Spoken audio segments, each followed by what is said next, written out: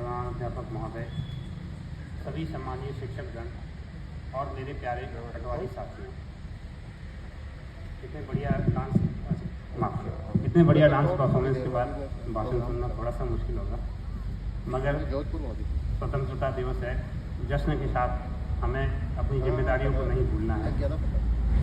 भारत के इस 77वें स्वतंत्रता दिवस की और आज़ादी के इस अमृत महोत्सव की आप सभी को बहुत बहुत बधाई। 20 मई 1498 एक पुर्तगाली व्यापारी वास्को डी गामा अपने कुछ साथियों के साथ पहली बार समुद्री रास्ते से भारत पहुंचा। व्यापार के नाम पर धीरे धीरे ये लोग भारत के शासक बन गए थे।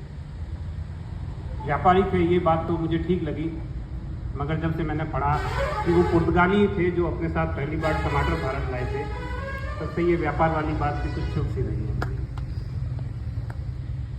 खैर, पुर्तगाली आए, ब्रितानी आए, फ्रांसीसी आए, भारत को गुलामी की बेड़ियों में बांध दिया। खूब जुल्म ढहाए गए, बहुत अन्याय किए। सन 57 की क्रांति हुई। बहादुर शाह जफर ने इसमें भाग लिया और इसकी सज़ा के रूप में अंग्रेज़ों ने उन्हें रंगून के कैद खाने में डाल दिया।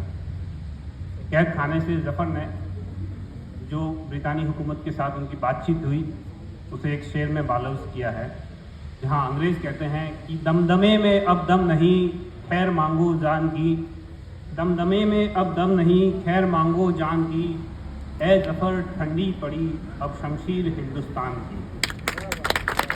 तो जफर जवाब में लिखते हैं कि गाजियों में बू रहेगी जब तलक ईमान की, गाजियों में बू रहेगी जब तलक ईमान की, तख्त ए लंदन तक चलेगी तेग हिंदुस्तान की।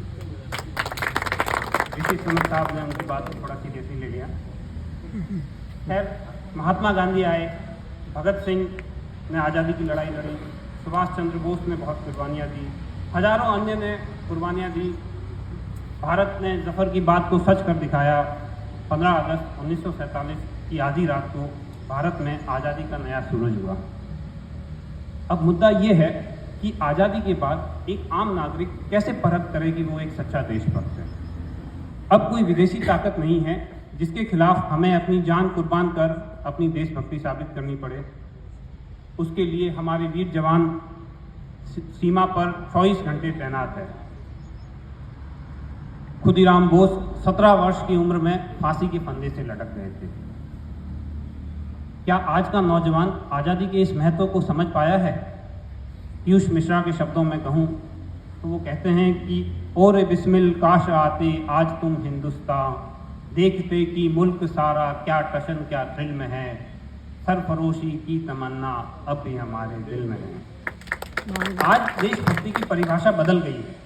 आज असली देशभक्त वो किसान हैं जो कड़ी धूप में और मूसलाधार बारिश में हमारे देशवासियों के लिए अनाज उगा रहा है। असली देशभक्त वो सरकारी मुलाजमीन है जो बिना रिश्वत लिए जनता का काम किए जा रहा है। असली देशभक्त वो राहगीर है जो स्वेच्छा से यातायात नियमों का पालन करता है, जो एम्बुलेंस के लिए अपना वाहन किनारे पर लगा देता है। असली देशभक्त वो अनजान शख्स है जिसने कचरा डालने के लिए रोड की जगह एक डस्टबिन को चुना। असली देशभक्त आप हैं यदि आप एक इंसान की मदद करने से पहले उसका धर्म, उसकी जात पात ना पूछे तो। असली देशभक्त आप है यदि आप अपनी आने वाली पीढ़ियों को जब धर्म का, जब विज्ञान का एक पाठ पढ़ाए तो उन्हें इंसानियत के 2 पाठ पढ़ाए, ताकि जब वो बड़े होकर सुबह का अखबार खोलें और सुर्खियां पढ़ें तो उन्हें चोरी, लूट, जालसाजी, हमारी बहनों की धुंधली की हुई तस्वीरें ना दिखें। उन्हें दक्षिण में चोल मंदिरों की खूबसूरती दिखाई दे। उन्हें पूर्वोत्तर में लोकटक झील पर तैरते हुए सुंदर से टापू दिखाई दे। उन्हें काजीरंगा में दहाड़ते बाघों की दहाड़ सुनाई दे। उन्हें पश्चिम में राजस्थान का गौरवमयी इतिहास दिखाई दे।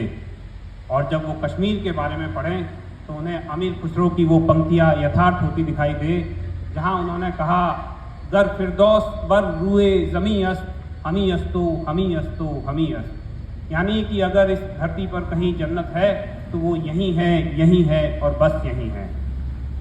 मेरे प्यारे साथियों, अंत में मैं आप सबसे विनती करूंगा कि एक क्षण के लिए आत्ममंथन करें और सोचें और देखें कि इस फहरिस्त में आप अपने आप को अगर एक कसौटी पर भी खरा उतरा पाते हैं तो गर्व करें कि आप एक देशभक्त हैं और मेरे साथ एक आवाज में कहें वंदे मातरम। धन्यवाद।